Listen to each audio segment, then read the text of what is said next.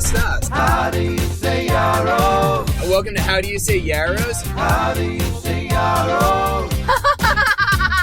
How do you say yarrow?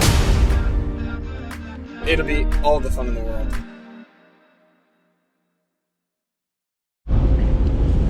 Hey guys, so today we are on a different type of trip. We're actually driving to Washington, D.C. right now, and we don't have a camera thing and our microphone's not on, but we've been ready and we've been so excited about a new part of our podcast. We think we could do probably routinely. Absolutely. Because we want to work on being better parents one day, and that means we got to get ready for story time! So, today we want to take you on a wild adventure of a story that we're going to tell you. So, check this out and let us know what you think. That's right. I'm Adam. And I'm Gabrielle. And won't you nuzzle into story time with us? Today's story is about two young friends named Chase and Storm and how they get to go on a great trip together on an airplane for the first time each. Gabrielle, will you lead off our story today? Absolutely. So, the school year was ending. It was the end of June, and Storm and Chase were so excited because their parents just gave them the best surprise ever. Oh my. Summer vacation was going to start off with a trip where they got to go on vacation together. Storm and Chase have been friends for their whole life. It felt like since they were born.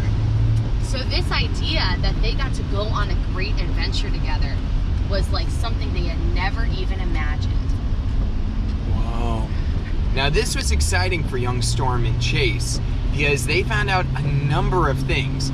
First, they were going to get to leave out of the magical airport in the great city of Philadelphia. Bum, bum, bum. They had heard a lot of great things about this airport. They had heard terrible things about a different airport near them named Newark, which is just terrible and kind of sad. It's where people go if they don't like themselves. So they decided, we must really be happy. And they went to Philadelphia. Now, this was a little scary, but because of how the flights worked out, they were going to be flying all by themselves. So they got out of the car. Their moms had to drop them off just a little bit earlier than everybody else. And they start walking towards the check-in line. And then they turned around and waved goodbye to their families. They were really, really, really excited, but also really nervous. So they gathered all their belongings after saying goodbye, and they went through security, which was a really interesting experience. Storm and Chase were a little nervous. They had to take everything out of their pockets and put their adorable sized backpacks, which was, to be honest, almost as big as they were, on the check-in counter. Now, Chase was a little nervous because a dog or two was kind of close to chasing him, and Storm was nervous because he was wondering if there'd be any electrical problems walking through the x-ray machine. They were both a little nervous, but they got through just fine, and as they were putting the Velcro sneakers back on because they quite hadn't mastered tying shoes just yet, they look and realize, where were they supposed to go to get to the plane leaving from Philadelphia, going to this magical city of Albuquerque, New Mexico? So they put their heads together after going through the interesting adventure of security and putting all their clothes back on and gathering their belongings. And they decided, okay, how do we figure out where we go to get on our plane? And they discussed maybe we should look at the papers that our moms gave us because that might have some information. And they saw that there was a gate number. And they thought, I feel like they said that's where our plane is. We should go to the gate. So Chase felt very confident that they would be able to find this gate immediately. And he was really excited to just show the world how independent he could navigate this airport by himself and show Storm where this gate was. Storm was a little less confident, and all of a sudden, after the excitement of everything, the airport just felt so big and kind of scary. They were also nervous because they were uncertain about this thing called paper. they'd only ever really used phones and iPads, and paper seemed a little scary because even though they would touch it, it always stayed the same. And they kept getting all these other emails saying that their gate number had changed. So they didn't know who to believe, this piece of paper which seemed kind of formal, or their phones which kept telling them something different. But their mommies had said, listen to the paper. But let's also be real. Their moms, what do they know? They could be meaning anything. All that mattered is they got on the flight. So they started walking, and they passed flights going to West Palm Beach, Florida, Tajikistan, Kabul. They passed flights going to Ontario, Canada, and New Haven, Connecticut. And they even passed a flight going back to Philadelphia. Now, why anybody would fly out of Philadelphia only to go back to Philadelphia, we have no idea. It seemed like that was probably a scam and a little sketchy, so they decided, let's not peer into that because, the mafia might still have ties to the local area. So they started walking, and they decided they had to choose. Do we listen to what our moms told us or listen to what our phones told us? Even though the phones were a little more up to date than what their moms had printed out. And then... Well, Storm kept saying, let's decide what to do. Let's find our place, let's get on our plane, and let's focus up. And Chase was just so excited by all the adventure and all the things he got to see that he wanted to make some stops along the way. So while Storm was making sure he checked all the flight names of every sign that they went by, as he looked for their appropriate gate number, Chase was doing, something really important too. He thought, we might need a snack before we get on this plane, and I'm gonna handle this for us. So rather than thinking about our gate, Chase started thinking maybe we should stop for an ice cream, or maybe a steak, or maybe a bagel. He brought this up to Storm, and Storm got pretty upset. Why would he get upset? Because their parents had packed them snacks already. And so he said to Chase, what are you doing? We have snacks all ready for us. Well, Chase said, that's true, but Mom can't make a donut like Tim Hortons any day of the week. So maybe we should just try. Or yet again, Mom packed us a PBJ, but there's a steakhouse right nearby. There's even this place called the Duty Free Shop, and I took a look in there, and it seems like maybe one day we should never buy anything there because it's bad things that'll hurt our health. So we don't want to touch that. But they did have some Snickers bars, and I got one or two of those. Wink, wink. Maybe, just maybe, we could get ourselves some better snacks than this PB&J and orange slices Mom packed. We could just toss them in the trash, and they'll never be the wiser. So, without thinking again, Chase tossed his sandwich in the trash. Instead of drinking from the water fountain, grabbed himself a bottle of Fiji water that was $12 and said, let's hit this food court, kid, and have a great time while we're at it. And that broke Storm's heart because who buys Fiji water at the airport? So thankfully, he talked Chase out of it before he got to the checkout line with the cashier, and he encouraged him to put it back. And then they were back on their way with the correct snacks and only a couple of Snicker bars to equip them. So now Chase felt satisfied that he had gotten something fun from the many food places, and Storm, he was still feeling really nervous.